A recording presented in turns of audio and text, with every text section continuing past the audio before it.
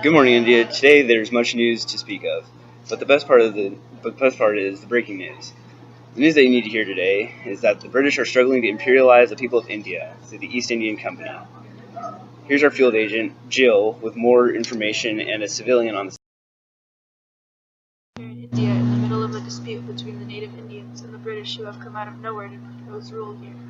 But things haven't been easy for either groups as the struggle for control in the region continues to take violent turns. I have here with me Westerner Aaron from Britain and Abba from India. Aaron, what is going on between India and Britain?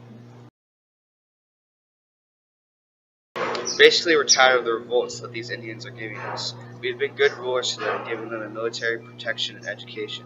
We have also given them new technology, new medicine, and have improved their way of life the best we possibly can. But all they can give back is rebellion, and they can't win. Here we have Yachika, a former Sepoy soldier, who will give us a little bit of info on the life of fighting with the British. And you Indians have proven to be untrustworthy. We have tried to offer you supplies, but you continue your efforts to try and rebel. The Sepoy rebellion was a sign to us that the Indians were not going to listen to reason. We have to enforce new laws. Thank you for everything, Yachika. See, Damien, this fighting against the Indians and Westerners is getting worse by the minute and is not getting any better. The Westerners believe that the Indians care about one thing they believe in, and that is to follow their religion and ruling themselves.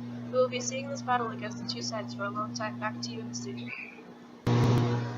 Thank you, Jill. Well, from what it looks like, there might be several more conflicts between the natives of India and the Western imperialists. The sepoys of the natives were so content on not being killed that they joined the British Army to serve and protect their people and themselves.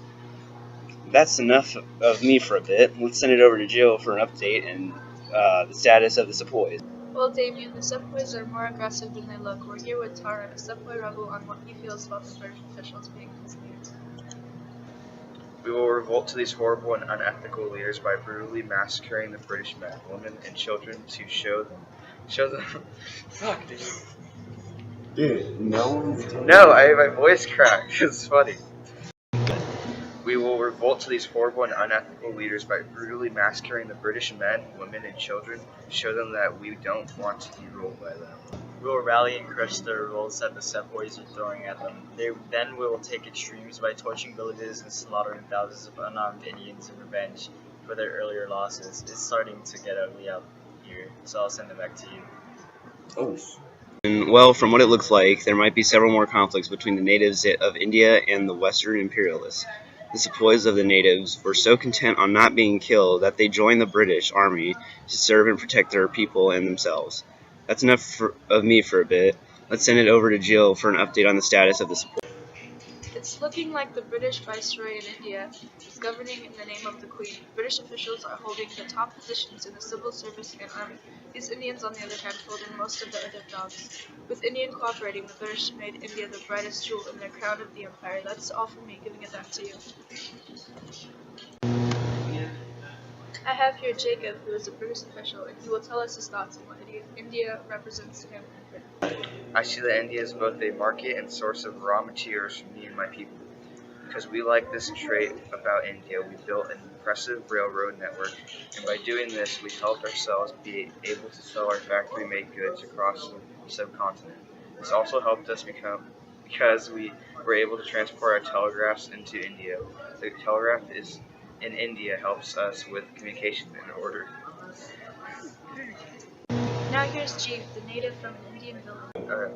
Our upper class benefited from some British policies and now able to send our sons to school for education. Our sons can also be trained to be in the civil service and the military. Our landowners and princes who still ruled in their territories grew rich from exporting cash crops.